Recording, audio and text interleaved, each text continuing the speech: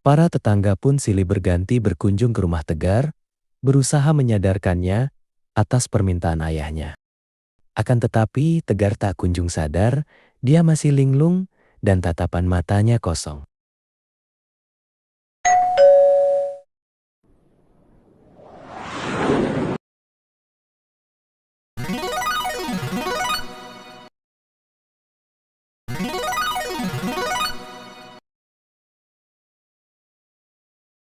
Halo Sobat Pengki, apa kabarnya?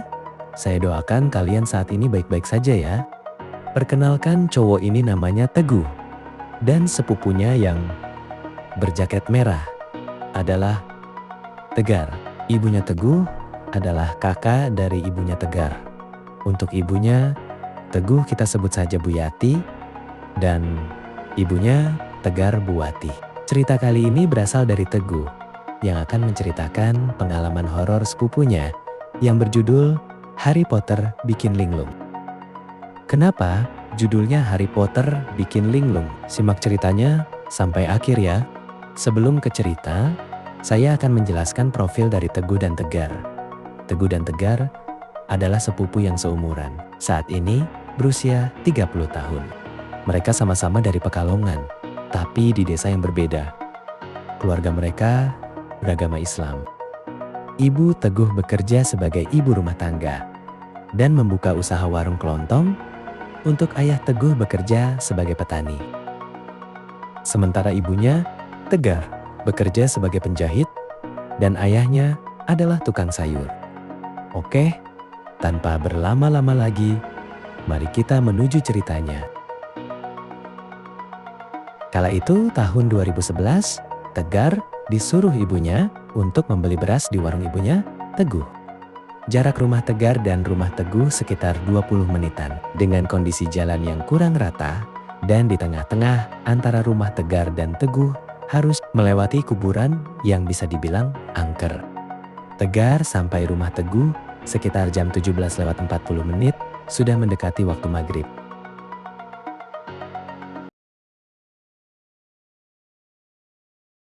Aku beli beras 10 kilo. Disuruh ibuku. Udah disampaikan Bu Deyati kan, Guh? Katanya tinggal ambil.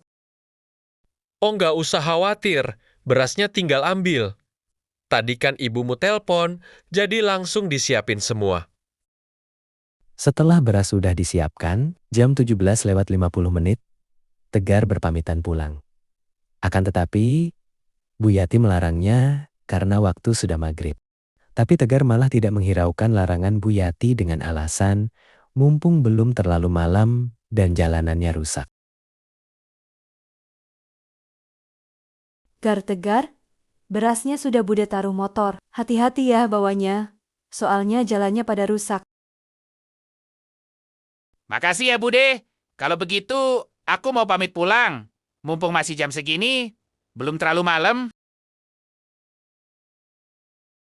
Wah, pulangnya nunggu maghrib aja. Nanti kamu lewat kuburan angker loh. Takutnya ada yang ngikut. Diikuti hantu pas maghrib maksudnya gitu, saya sih masa bodoh sama begituan. Yang penting cepat sampai rumah, terus rebahan.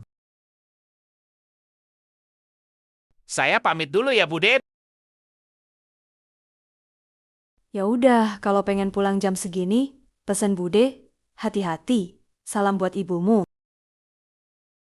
Ya, Bude nanti tak salamin. Bawa berasnya juga saya hati-hati, biar nanti nggak tumpah di jalan. Akhirnya Tegar pulang. Tapi anehnya, setelah sampai rumah, dia menjadi linglung. Tatapan matanya kosong. Ayah dan ibunya panik.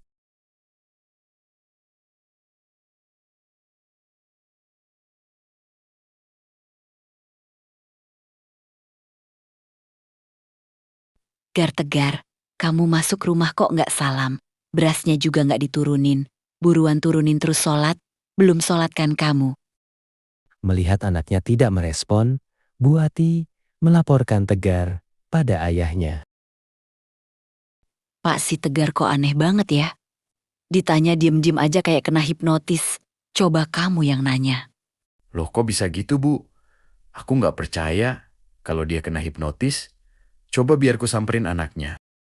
Ayah Tegar langsung menyadari keanehan pada anaknya. Kemudian menyuruh Bu Wati untuk menelepon Bu Yati. Si Tegar, kok tatapan matanya kosong ya? Nih bocah habis. Kesambet apaan? Kok bisa kayak gini?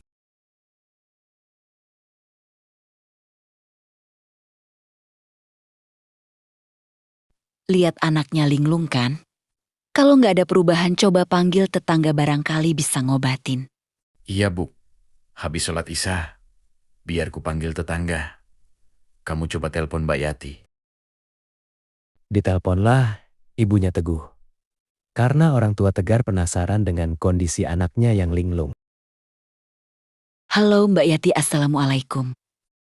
Waalaikum. Salam, ada apa?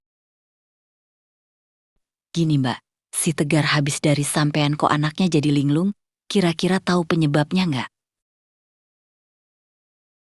Aku sih nggak tahu apa-apa. Coba habis ini kutanya Teguh.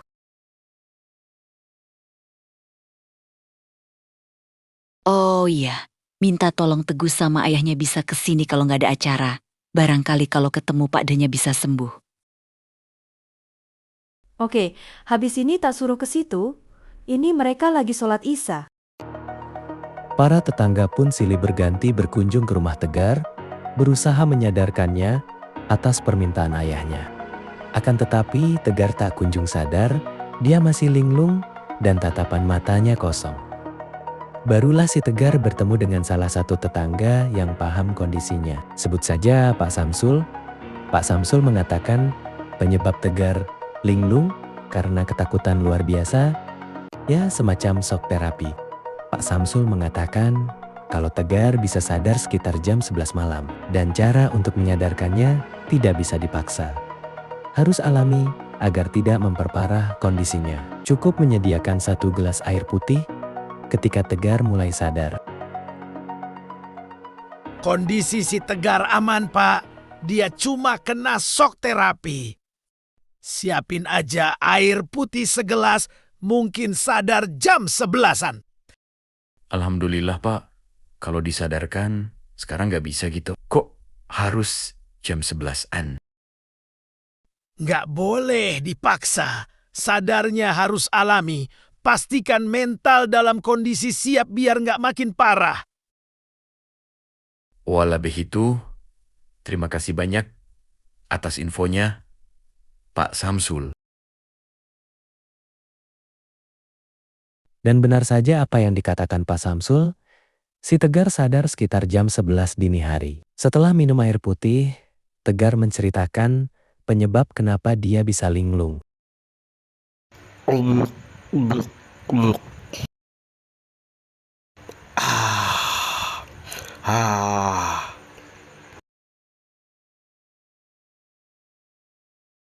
Tegar bercerita, setelah ambil beras di rumah Teguh, pada saat maghrib Tegar pulang, melewati sebuah makam atau kuburan yang kata warga sekitar angker.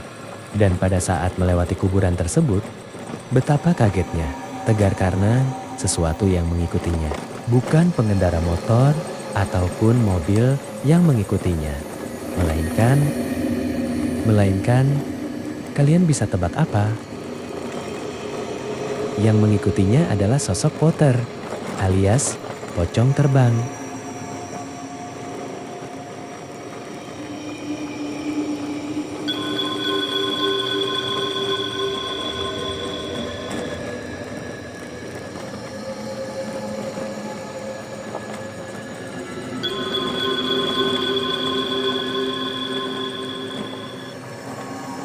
Karena saking kaget, takut, merinding, ya campur aduklah, membuat Tegar hilang kesadaran.